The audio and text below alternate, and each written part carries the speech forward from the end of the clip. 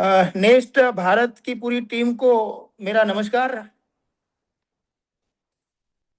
हम सभी बाबा साहब आम्बेडकर का जो विचार दर्शन था और जो आज का विषय है कि वर्तमान समय में भी बाबा साहब आम्बेडकर के जो विचार है, खास करके उनके जो भारत के बारे में जो विचार था, भारत कैसा होना चाहिए, वो हम देखेंगे।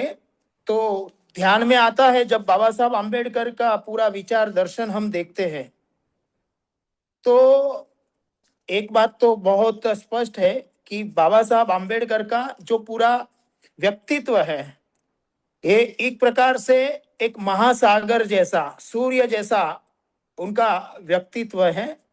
और सभी व्यक्तित्व, चाहे आप उन्होंने अपने नारी सशक्तिकरण के लिए जो विचार व्यक्त किए, हमारे जो श्रमिक बंधु हैं उनके बारे में उन्होंने जो विचार व्यक्त किए, उन्होंने एक शिक्षक और शिक्षा कैसी होनी चाहिए उस बारे में उन्होंने जो कहा है, इतिहासकार के रूप में हम अगर बाबा साहब आम्बेडकर को देखें, विदेश नीति भारत की क्या होनी चाहिए उस दृष्टि से हम बाबा साहब आम्बेडकर को देखें, या भारत की अर्थनीति कैसी होनी चाहिए, कोई भी पहलू का मूल्यांकन हम जब बाबा साहब आम्बेडकर का करते हैं तो दो बातें बहुत स्पष्ट तरीके से हमारे सामने आती है।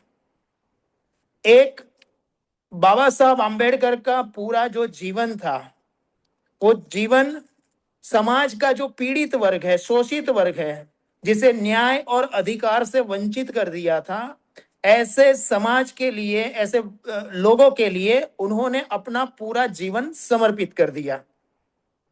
उनके व्यक्तित्व का, उनके जीवन दर्शन का दूसरा पहलू आप देखें तो केवल केवल राष्ट्र हित सर्वोपरि, नेशन फर्स्ट, ये बात हमें दिखाई देती है। उनके जीवन का एक तीसरा पहलू भी है, और जो तीसरा पहलू है इसकी चर्चा बहुत कम हुई है, और वो है शील और चरित्र। बाबा साहब आम्बेडकर का खास करके हम बाल्यावस्था का जीवन देखें तो ध्यान में आता है कि पारिवारिक संस्कार हमारे जीवन को गढ़ते हैं, हमारे जीवन को बनाते हैं। वो बाबा साहब आम्बेडकर का जीवन हम देखते हैं तो ध्यान में आता है।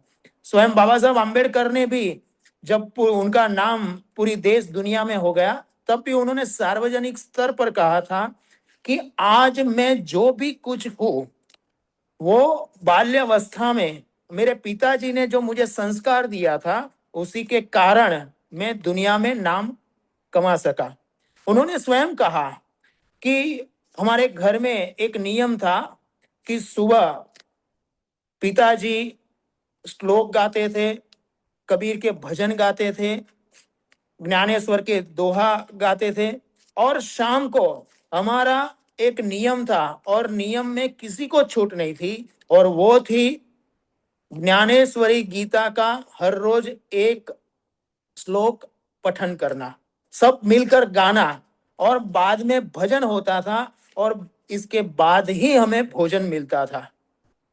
तो बाबा साहब आम्बेडकर कहते हैं कि बाल्यावस्था में मैंने रामायण, महाभारत और कबीर को मैंने जो सुना, भजन सुना, इसने मेरे व्यक्तित्व को गढ़ा है, ये बाबा साहब आम्बेडकर स्वयं कहते हैं। तो जब हम एक बात बहुत स्पष्ट है कि जीवन के अंदर पारिवारिक संस्कार और शाम का समूह भजन और बाद में भोजन, ये बहुत महत्वपूर्ण है।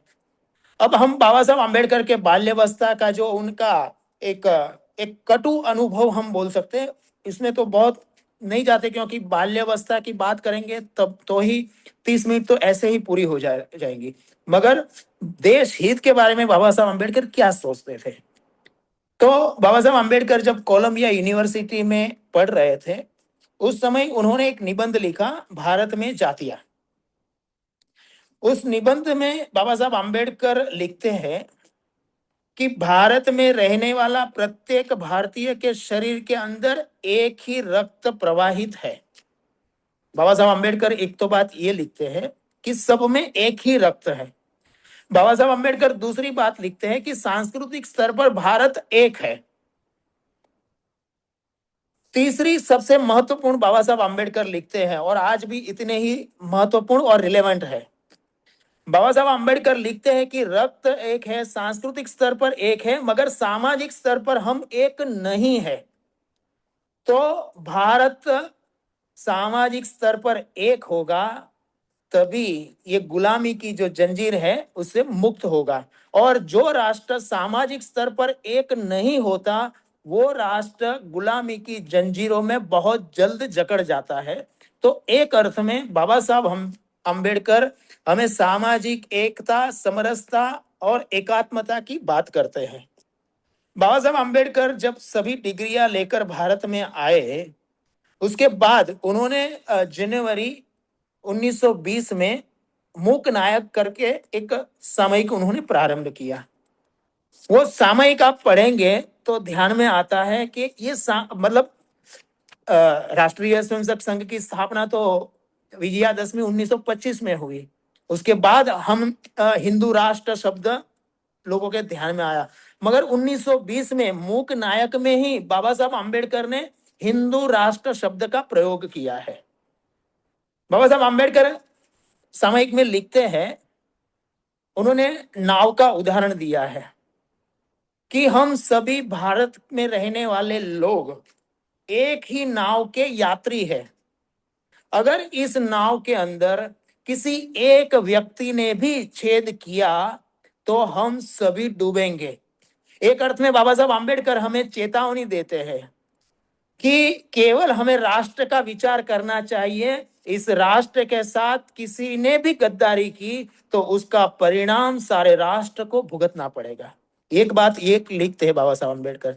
और 1920 में ये सामयिक प्रारंभ किया, उस समय भी बाबा साहब अम्बेडकर के अंतर्मन में, उनके अंतःकरण में भारत श्रेष्ठ होना चाहिए, भारत सर्वश्रेष्ठ बनना चाहिए, ये विचार बाबा साहब अम्बेडकर ये मूक नायक में व्यक्त करते हैं।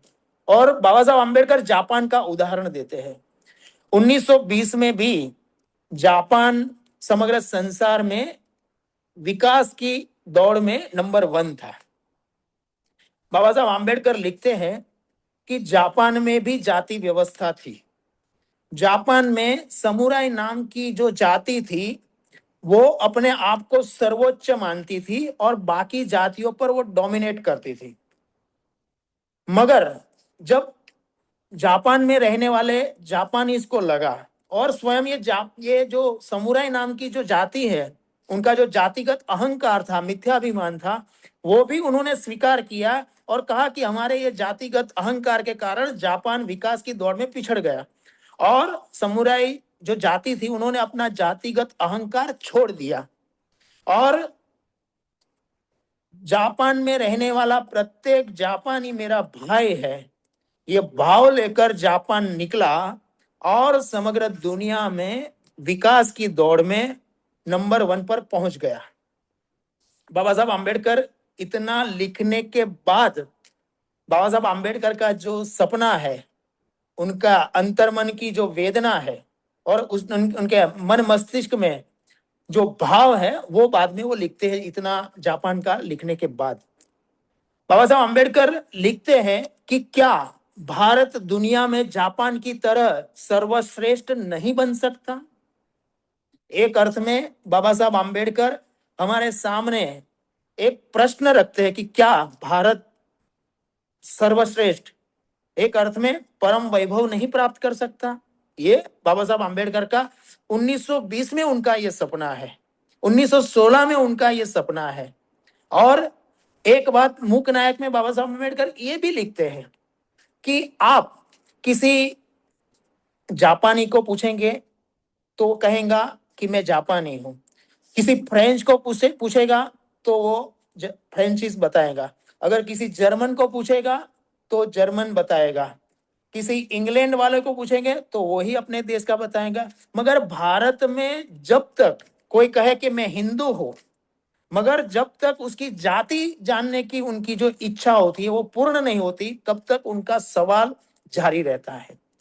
तो बाबा साहब अम्बेडकर एक अर्थ में हमें ये भी कहते हैं कि हमें हमारा जो राष्ट्र है, हमारा जो देश है, ये हम हिंदू है, ये भाव लेकर हम क्यों नहीं जाते?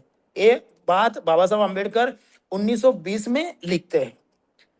बाबा साहब आम्बेडकर 1924 में अपनी सामाजिक पहली संस्था वो प्रारंभ करते हैं, बहिष्कृत हितकारिणी सभा। 1924 9 मार्च को ये संस्था वो प्रारंभ करते हैं बाबा साहब आम्बेडकर। ये जो संस्था का जो उद्देश्य है, उनका जो संकल्प है, वो हम देखेंगे तो ध्यान में आता है कि बाबा साहब आम्बेडकर ने 1924 में जो सपना लेकर उन्होंने जो संस्था प्रारंभ की थी, उसके 4 जो उद्देश्य थे, उनके जो 4 संकल्प थे, वो आज भी इतने ही रिलेवेंट हैं।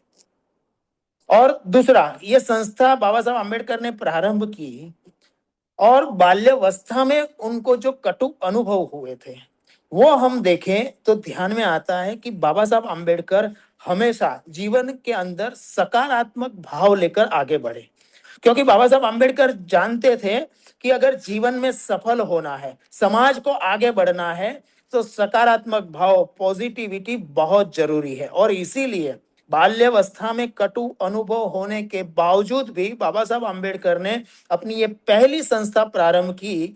तब बाबा साहब आम्बेडकर ने इस संस्था का जो अध्यक्ष थे, वो चीमनलाल सेतवड़े को बनाया।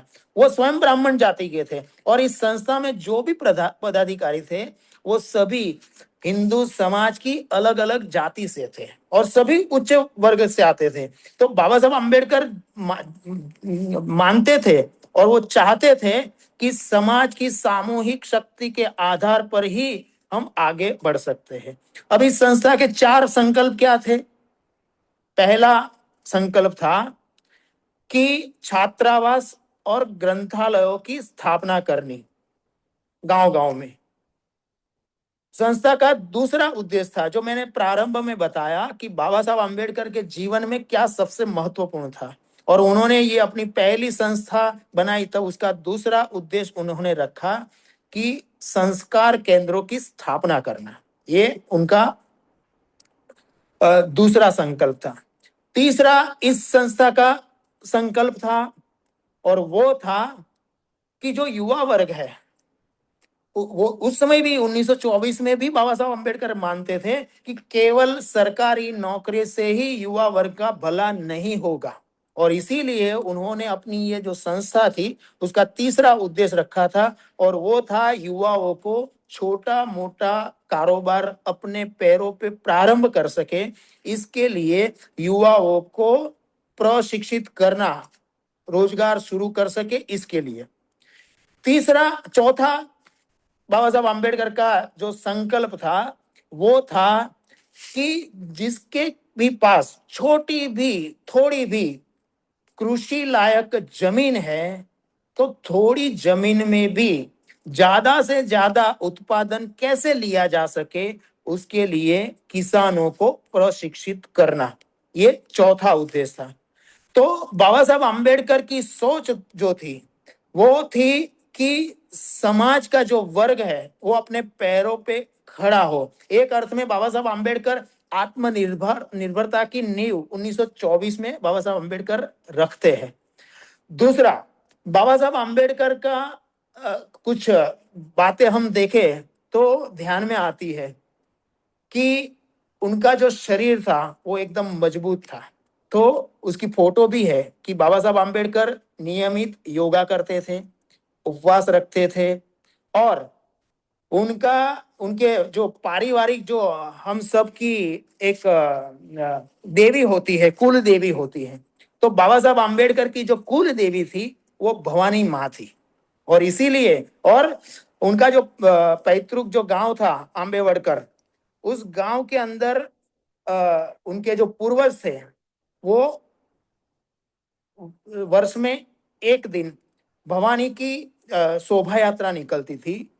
तो वो जो शोभा यात्रा निकलती थी भवानी माता की, उसकी जो पालकी थी, वो पालकी उचकने का, उसे उठाने का अधिकार केवल ये बाबा साहब आम्बेडकर के जो पूर्वज थे, उनको था। और इसीलिए इस भाव के लिए आप कल्पना कीजिए कि बाबा साहब आम्बेडकर ने दुनिया भर की सभी उच्चतम अधिकतम डिग्री अपने पास रखी थी और उच्च शिक्षित थे, उसके बावजूद भी बाबा साहब आम्बेडकर ने 1927 से लेकर 1935 तक उनका जो लेटर पैड था उसमें उन्होंने भवानी माता का चित्र अंकित किया हुआ लेटर पैड वो उपयोग करते थे। और उस लेटर पैड के अंदर जो उनका कार्यालय का जो एड्रेस छपता था,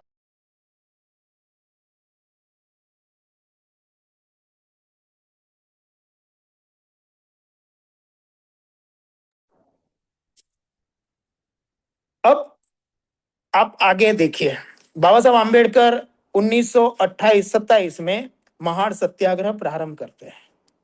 इस सत्याग्रह प्रारंभ करने के पीछे उनकी जो मनो भूमिका थी वो थी कि जिस महाड़ के चौदार तलाव था वहां पर कुत्ते बिल्ली भी पानी ले सकते थे, पी सकते थे, मगर अपने ही रक्त बांधव जो थे वो वहां पानी ले नहीं सकते थे और कोई लेने जाता था तो उस पर डंडे बरसाए जाते थे। ये जो अन्याय था उसके खिलाफ बाबा साहब आम्बेडकर ने सत्याग्रह प्रारंभ किया। अब आप कल्पना कीजिए कि बाबा साहब आम्बेडकर ने ये जो महाड़ सत्याग्रह प्रारंभ किया तो महाड़ आंदोलन या महाड़ सत्याग्रह संघर्ष ऐसा उसका नाम उन्होंने नहीं रखा। उन्होंने नाम क्या रखा? महाड़ सत्याग्रह। अब ये शब्द उन्होंने कहां से लिया?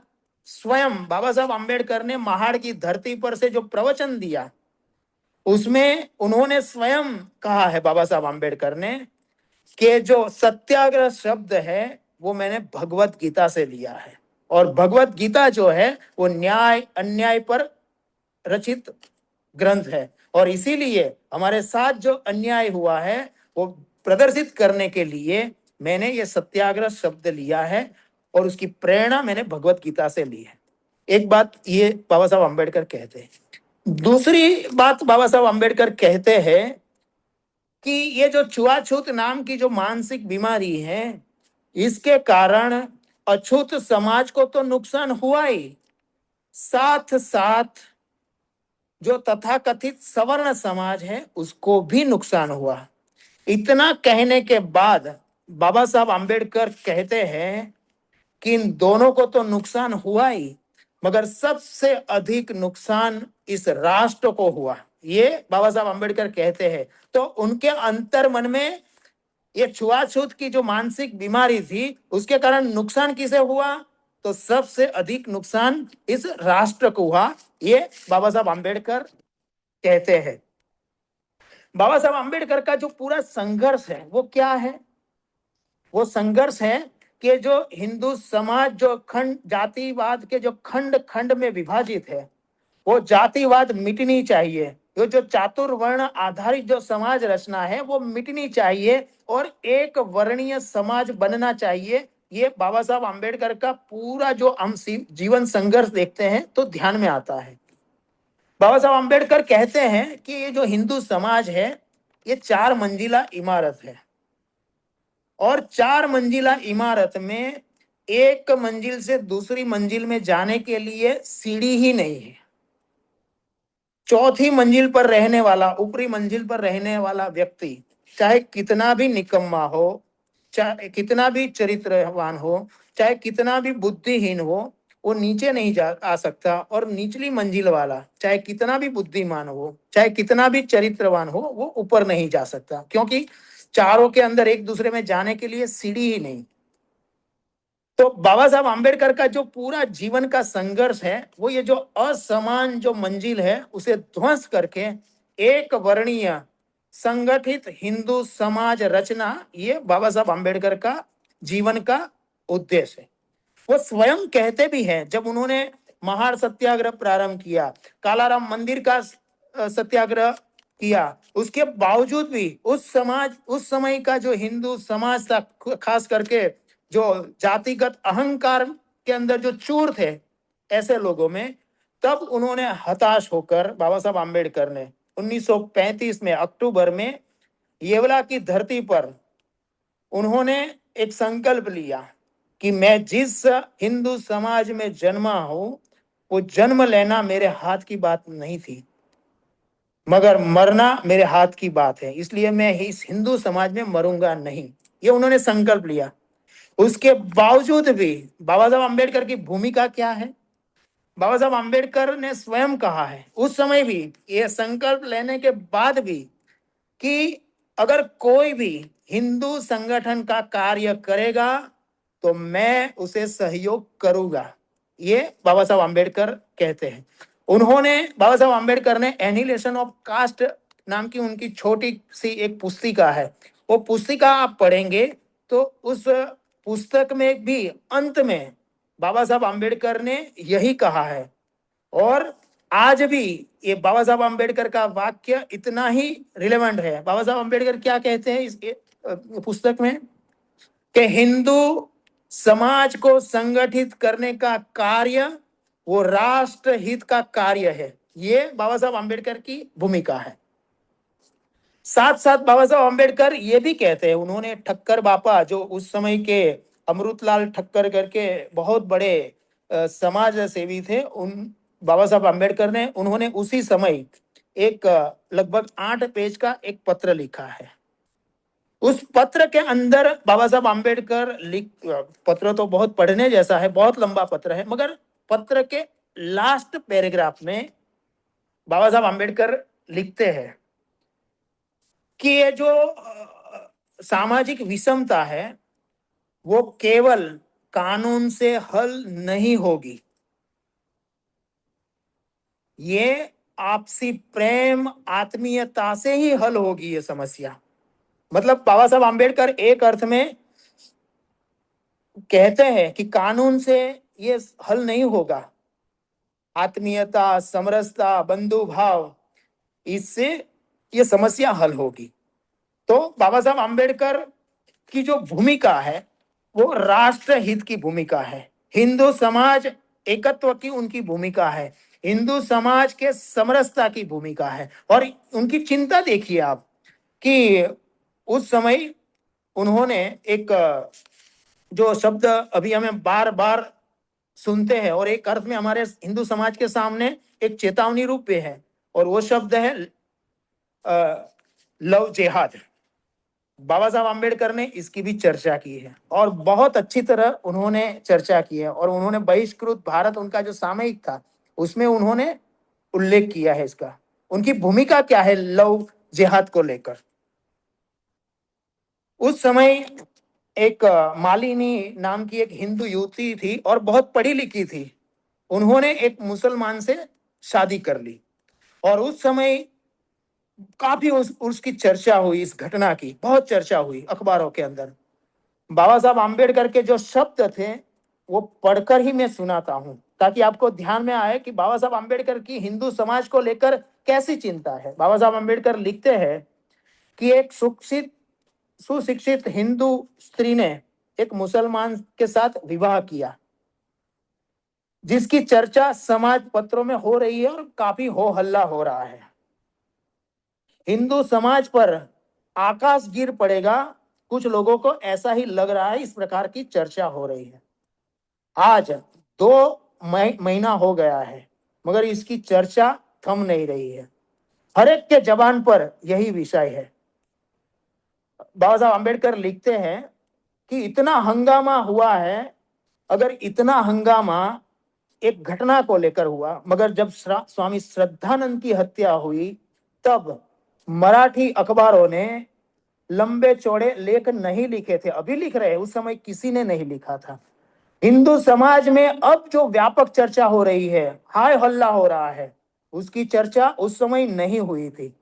बाबा साहब अम्बेडकर कहते हैं इसमें कि ये जो मालिनी जो है हिंदू युवती ने विवाह किया, जो स्वामी विवेकानंद ने कहा है कि इसके कारण एक हिंदू कम नहीं हुआ, मगर इसके कारण हमारा एक दुश्मन बढ़ा है, ये स्वामी विवेकानंद की भूमिका थी। यही भूमिका बाबा साहब अम्बेडकर ने लिखी है। उन्होंने लिखा कि ये विवाह के कारण एक व्यक्ति हिंदू समाज से कम नहीं हुआ है, इसके कारण हिंदू समाज में एक व्यक्ति की बढ़ोतरी हुई है। बाबा साहब अम्बेडकर कहते हैं कि हमारे लोग दूसरे धर्म में जाते हैं, इसके कारण हमारे हिंदू धर्म की संख्या कम होती है। ये जो चिल्ला चिल्ली कर रहे हैं अभी इस घटना के कारण, उनको ये अस्पृश्यता के कारण, अन्य अन्य कारण के कारण हजारों हिंदू धर्मांतरण करते हैं, इसकी उनको चर्चा चिंता नहीं है।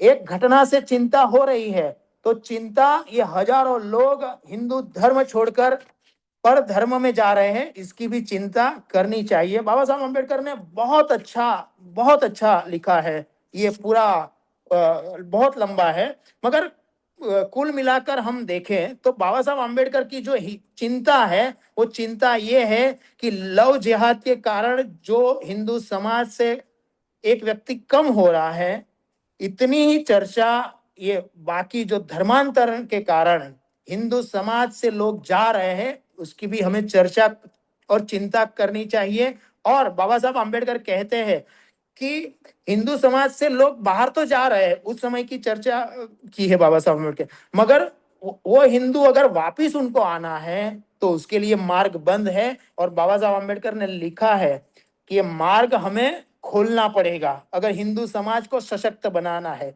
बाबा साहब अम्बेडकर ने ये बहिष्कृत भारत में एक और भी एडिटोरियल लिखा है और उसमें बाबा साहब अम्बेडकर स्वीकार करते हैं कि ये जो हिंदू धर्म है वे दुनिया भर में सर्वश्रेष्ठ हिंदू धर्म है, ये बाबा साहब अम्बेडकर लिखते हैं।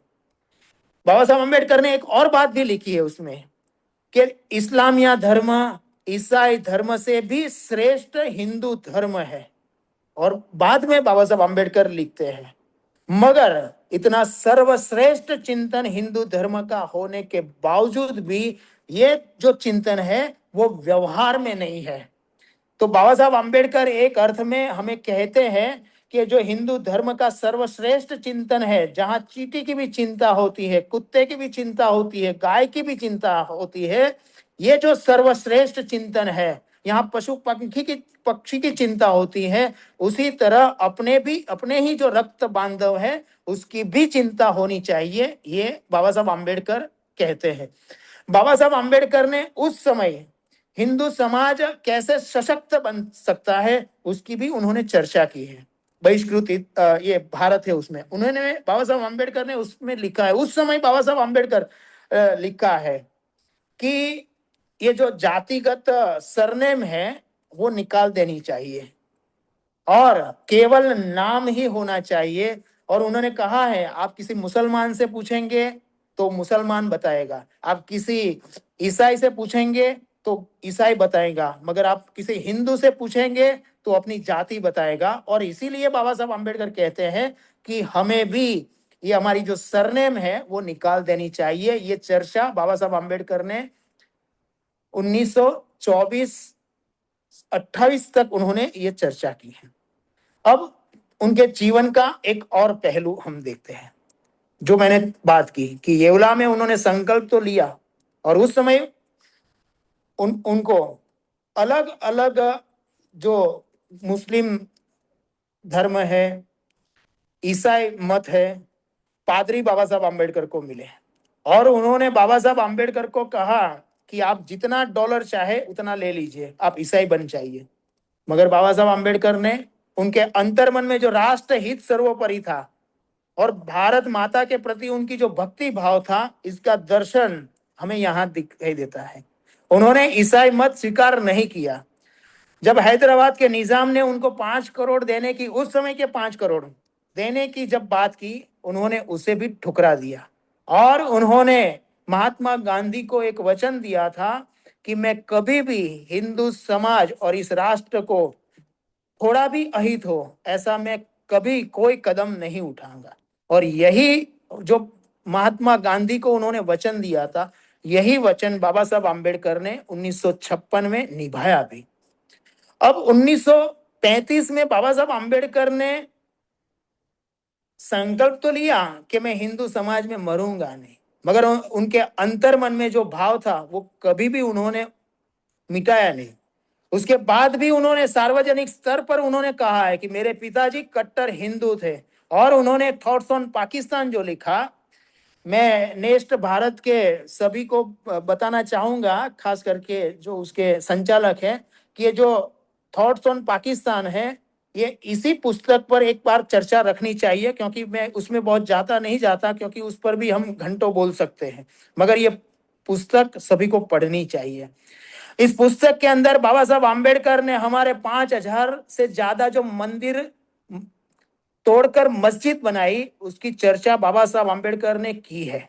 सोमनाथ का मंदिर कितना भव्य और दिव्य था, और कैसे मोहम्मद गजनी ने इस मंदिर को तोड़कर उसका शिवलिंग के टुकड़े करके अपने साथ ले गया, उसकी भी चर्चा इस मंदिर के अंदर बाबा साहब आम्बेडकर ने की है।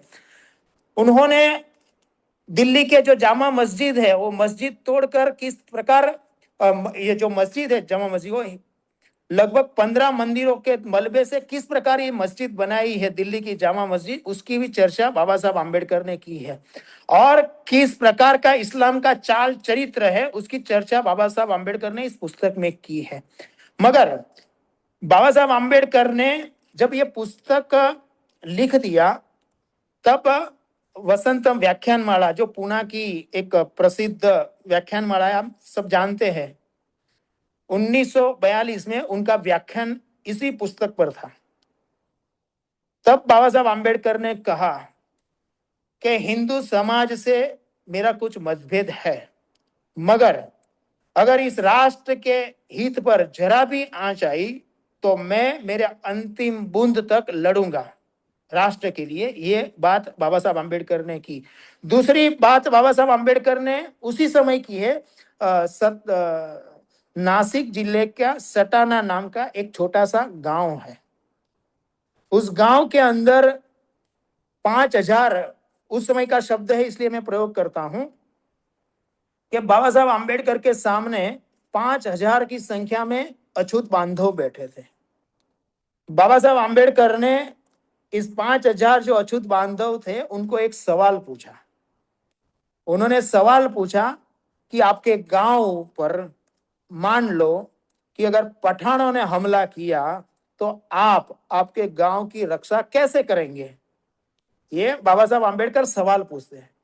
बाद में वो स्वयं जवाब देते हैं कि आपके गांव पर अगर पठानों ने हमला किया तो आप आपके गांव की रक्षा नहीं कर सकते। क्यों?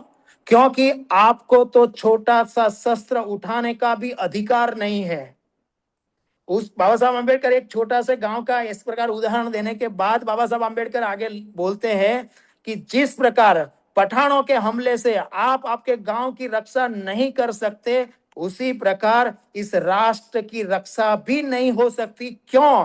क्योंकि एक ही वर्ग शस्त्र उठाए और बाकी का वर्ग तमाशा देखे, ऐसा राष्ट्र कभी भी अपनी रक्षा नहीं कर सकता। और इसके बोलने के बाद बाबा साहब आम्बेडकर जितने भी आतताई, जितने भी आक्रांताएं ने इस राष्ट्र पर हमला किया, इस सभी के नाम बोलते हैं बाबा साहब आम्बेडकर। मोहम्मद गजनी, मोहम्मद गौरी, अलाउद्दीन खिलजी, इन सभी आक्रांताओं के नाम बोलने के बाद बाबा साहब आम्बेडकर कहते हैं कि अगर इस राष्ट्र की रक्षा करनी है तो ये हिंदू समाज है वो एकत्र होना चाहिए। ये बाबा साहब आम्बेडकर कहते हैं।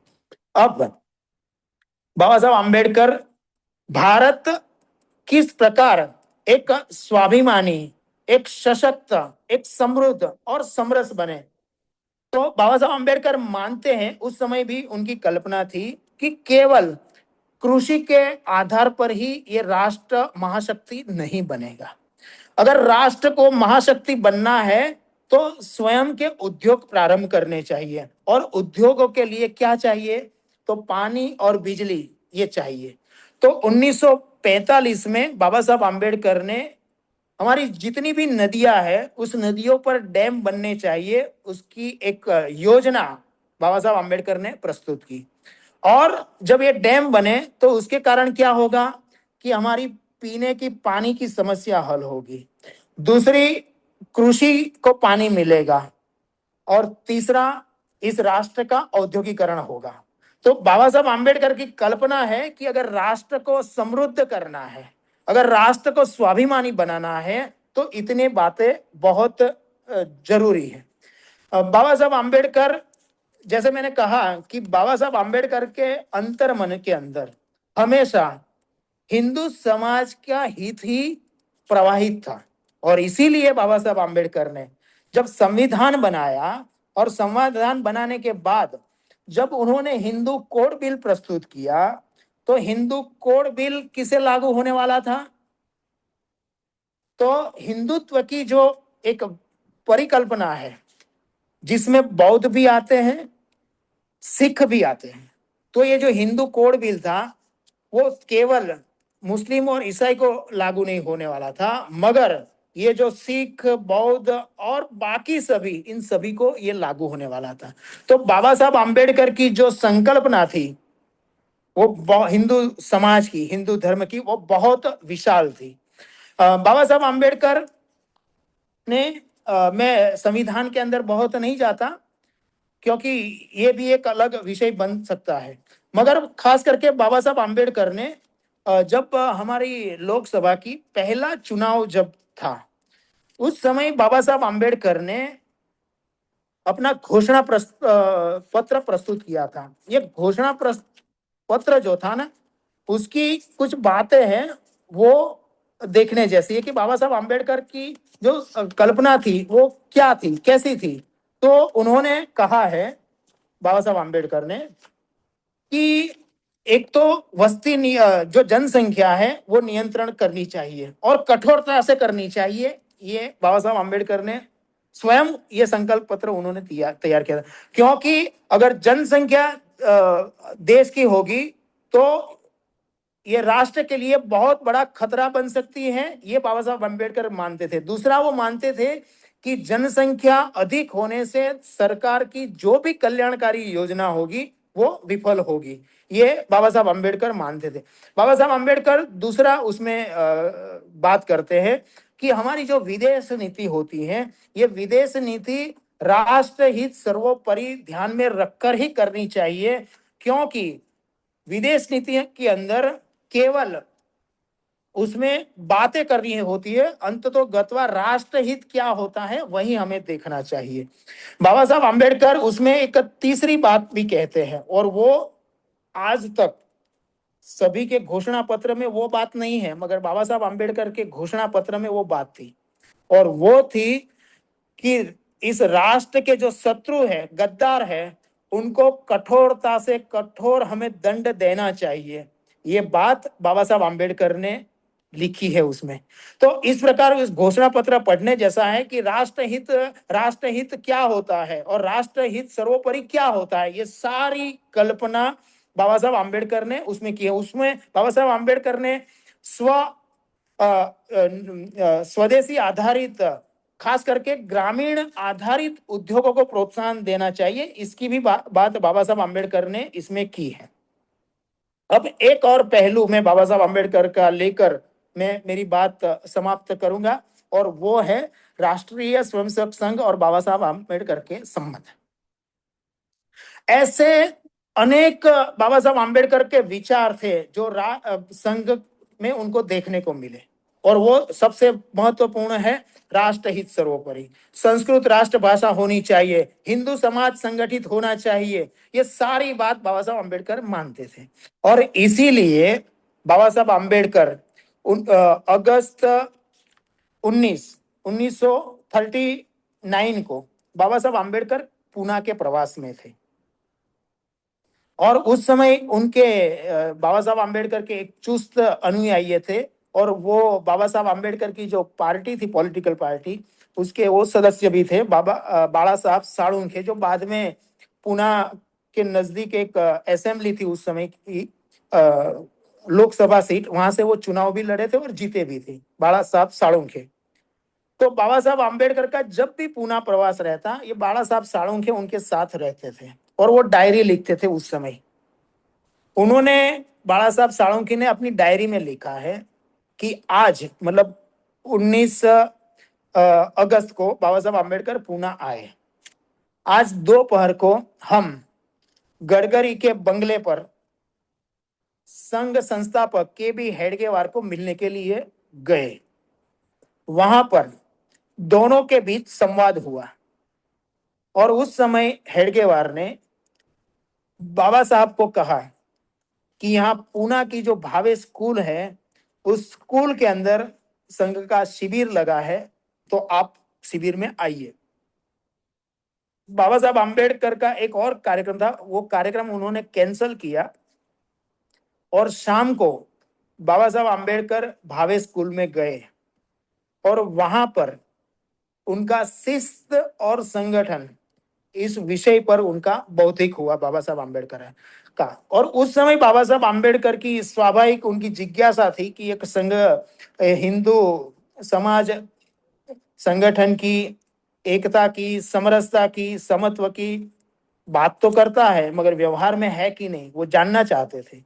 इसलिए उन्होंने वहां जो स्वयंसेवक थे उनको पूछा कि यहाँ पर महार कौन है, वाल्मीकि कौन है, मगर किसी ने भी हाथ नहीं उठाया। तब हमारे संघ के पदाधिकारी ने कहा कि बाबा साहब जानना चाहते हैं कि यहाँ महार कौन है, आप जरा बताइए। तब अनेक स्वयंसेवकों ने हाथ उठाया। तो बाबा साहब आम्बेडकर जिस प्रकार का हिंदू समाज चाहते थे, उसका एक लघु रूप बाबा साहब आम्बेडकर ने अपनी आंखों से उस समय भावे स्कूल में देखा। उसके बाद बाबा साहब आम्बेडकर सतारा जिले का कराड़ नाम का एक अभी तो बड़ा शहर है, वहां पर उनका प्रवास था। और उनका वहां कराड़ जो नगर पालिका है उसके द्वारा बाबा साहब आम्बेडकर का सम्मान होने वाला था। तो उस समय संघ के स्वयंसेवक बाबा साहब आम्बेडकर को मिले और उनको कहा कि आप हमारी संघ शाखा पर आइए। तो वहां कराड़ में जो संघ स्थान था, शाम को शाखा लगी थी, बाबा साहब आम्बेडकर संघ स्थान पर गए। वो भी जनवरी महीना था और उस समय भी बाबा साहब आम्बेडकर का संस्थान पर उनका बौद्धिक हुआ। और उस समय केसरी जो सामयिक था उसमें और बाबा साहब आम्बेडकर की स्वयं की जो पत्रिका है उसमें ये समाचार भी छपा है। और आज भी उसका जो समाचार हम देख सकते हैं कि बाबा साहब आम्बेडकर ने उस समय कराड़ की शाखा पर कहा कि कुछ मामलों में मेरा मतभेद है संघ से, मगर मैं संघ को अपनी आत्मीय भाव से मैं देखता हूं, ये बाबा साहब आम्बेडकर ने उस समय कहा। बाबा साहब आम्बेडकर ने जब पूजनीय डॉक्टर हेडगेवार जी का जब देहावसान हुआ, उस समय उन्होंने उनको अंजलि भी दी। बाबा साहब आम्बेडकर जनता में 19 बाबा साहब आम्बेडकर लिखते हैं 28 जून 1940 का जो जनता बाबा साहब आम्बेडकर का स्वयं का जो सामयिक था, उसमें बाबा साहब आम्बेडकर लिखते हैं कि डॉक्टर केशव हेडगेवार की आयु 51 वर्ष थी। उन्होंने राष्ट्रीय स्वयंसेवक संघ की 700 से अधिक शाखा की स्थापना की। उसमें 75,000 स्वयंसेवक होने की संभावना है। हमने एक महान और उत्साही हिंदू अग्रणी को खो दिया है, मेरी अंजलि है। ये बाबा साहब आम्बेडकर ने लिखा है। अब देखो, बाबा साहब आम्बेडकर को याद है कि मैं 1940-39 में संघ की शाखा पर गया था। और जब 1992-53 में जब मोरोपंत पिंगड़े एक बार मिले थे बाबा साहब आम्बेडकर को, दत्तोपंत ठेंगड़ी एक बार मिले थे, उस समय बाबा साहब आम्बेडकर ने जब संवाद हुआ, तब बाबा साहब अम्बेडकर ने कहा था कि अभी कितनी संख्या है। तो मोरोपंत जी ने कहा कि अभी इतने लाख स्वयंसेवक है। उस समय बाबा साहब आम्बेडकर की जो चिंता है उनकी, वो बाबा साहब आम्बेडकर बताते हैं कि मुझे पता है कि संघ की जो कार्य की गति है, जो मात्रा में होनी चाहिए, जिस स्पीड में होनी चाहिए, वो नहीं है। और मेरी राह देखने की अभी इतनी, मतलब मेरी ये नहीं है। क्यों? क्योंकि मेरा जो हिंदू ये जो अछूत समाज है वो कम्युनिज्म का भक्ष न हो जाए, ये मेरी सबसे बड़ी चिंता है। क्योंकि बाबा साहब आम्बेडकर ने लिखा भी है और बोला भी है कि ये जो कम्युनिज्म है वो अराजक है। अपना एजेंडा सेट करने के लिए वो किसी की भी हत्या कर सकते हैं। और बाबा साहब आम्बेडकर ने स्वयं कहा है कि मेरा नंबर 1 जो कोई अगर शत्रु है वो कम्युनिज्म है। ये बाबा साहब आम्बेडकर मानते थे और वो कहते थे कि अछूतों का सबसे बड़ा दुश्मन ये कम्युनिस्ट है। और इसीलिए बाबा साहब आम्बेडकर चाहते थे कि हिंदू संगठन की जो गति है वो तीव्र होनी चाहिए, और यही बात उन्होंने दत्तोपंत ठेंगड़ी जी से भी कही थी। तो संघ के साथ उनका बहुत आत्मीय और अपनत्व का एक भाव था। इसका मूल जो कारण था, और वो था बाबा साहब आम्बेडकर के अंतर मन में जो उनकी इच्छा थी कि हिंदू समाज संगठित होना चाहिए और राष्ट्र हित सर्वोपरि। ये बाबा साहब आम्बेडकर का जीवन का जो एकमेव मंत्र था वो हमें दिखाई देता है। बाबा साहब आम्बेडकर का बहुत बहुत संक्षिप्त में मैंने ये बहुत थोड़े विचार बताए हैं। हम सब भारत को लेकर, नेक्स्ट भारत को लेकर चलते हैं, और हम सबका अंतर्मन की एक ही इच्छा है कि ये जो भारत माता है ये सर्वश्रेष्ठ बने, परम वैभव प्राप्त करे। और बाबा साहब आम्बेडकर का सपना भी यही था। और बाबा साहब आम्बेडकर कहते थे कि हिंदू समाज को संगठित करना है तो ये जातिवाद और अस्पृश्यता की जो विषमता है वो मिटनी चाहिए, तभी हिंदू संगठित होगा। तो ये बाबा साहब आम्बेडकर का जो सपना है, ये जातिवाद मिटे, छुआछूत की जो मानसिक बीमारी है वो मिटे, और हिंदू समाज संगठित हो और राष्ट्र सर्वश्रेष्ठ बने, ये उनका विचार था। ये भाव लेकर हम भी आगे बढ़ेंगे तो बाबा साहब आम्बेडकर के सपनों का जो भारत था, उनके सपनों का जो हिंदू समाज है वो बने, यही एकमेव भाव लेकर हम आगे बढ़े। भारत माता की जय।